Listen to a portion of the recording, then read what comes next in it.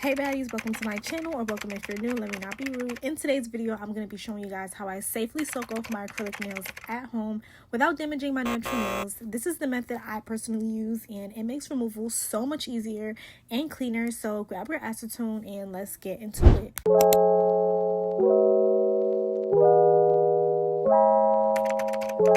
Here I'm just showing you guys my natural nails that have grown really long underneath my acrylics. But first, prep and safety. Here I'm going in with my KN95 mask to protect my lungs, of course, from all that dust. And I'm also going in with goggles to protect my eyes as well. I'm going in with my coarse drill bit that I've got from Amazon. Any of the products I'll be using will be linked in the description box below. You want to set the drill to a safe speed for you. For beginners, I recommend no more than 10,000 RPMs. I'm starting off by filing down the acrylic with my drill. You want to slowly remove that top layer and work the acrylic down until it's super thin. Do not drill all the way down to your natural nail. The goal is to just remove most of the bulk so the acetone can soak through easier and faster. I like to focus on the thickest parts first, especially around the apex, and keep moving the drill so I don't create too much heat in one spot. If your nails start burning, stop immediately because that means you're applying too much pressure.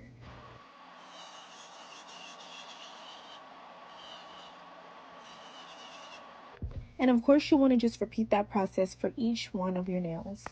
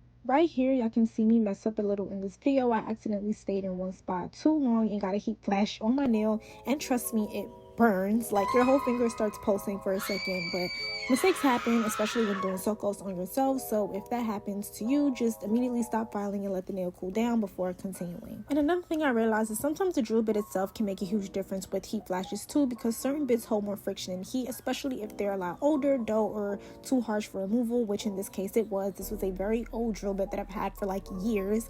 I noticed I was getting way more heat spikes using that bit, so I switched over to a 5-in-1 carbide drill bit, and it honestly made the process smoother for me. It removes product more evenly, and I feel like I don't have to apply as much pressure, which helps reduce that burning feeling.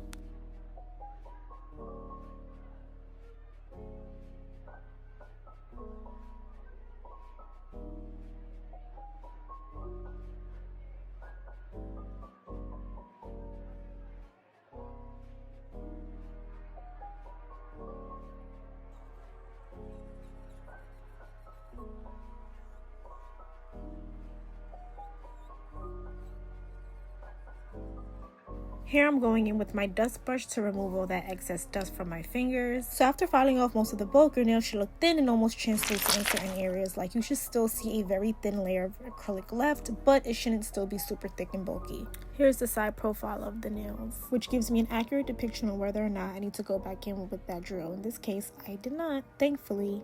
Now it's time for soak off. So for this part, I'm using one of those compact soaking bowls that has two sections. The bottom part gets filled with warm water, and then the top section with the finger holes is where I pour the acetone. The warm water underneath helps gently warm up the acetone so that the soak off process works faster and breaks down the acrylic easier.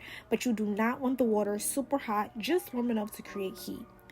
Then I place my fingers into the acetone section and let them soak for about 15 to 20 minutes, depending on how much product is left. After a while, you notice the acrylic starting to look soft, lifted, and kind of gummy around the edges, and that's when you know it's ready to start coming off. And one thing I always make sure to check before soaking is the acetone level, because sometimes you pour it in and it's not fully covering all of your nails evenly. So I'll usually put my fingers in first, take them back out. Now this is how your nails should look. Wow. Soft, chalky, and flaky. Like the acrylic will usually start lifting around the edges and kind of crumble apart in thin layers. Once the acrylic starts looking flaky, I go in with the cuticle pusher and gently scrape the excess product off the nail. It should come off pretty easily with light pressure if you have to force it.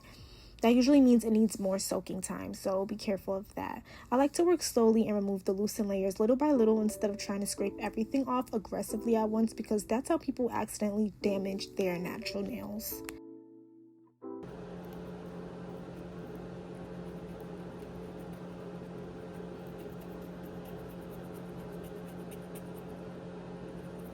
So after scraping, I realized there was still some acrylic left on certain nails, and honestly, that's completely normal sometimes, especially with thicker sets.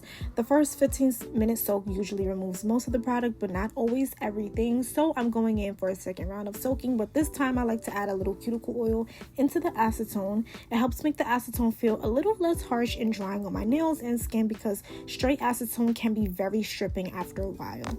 Then I go back in and let the remaining acrylic soften up some more before doing another gentle scrape with the cuticle pusher. At this point, the leftover product should start coming off much easier and cleaner without needing force. Wow! And here's the final result after fully soaking everything off. My nails are completely product free and ready for a fresh set. Definitely take your time with soak offs, because rushing the process is what leads to damage. But that's it for this video, baddies. Stay tuned for part 2, where I'll be doing a full nail set from start to finish. Don't forget to like, comment, and subscribe for more nail content. Bye, baddies. See you in the next video.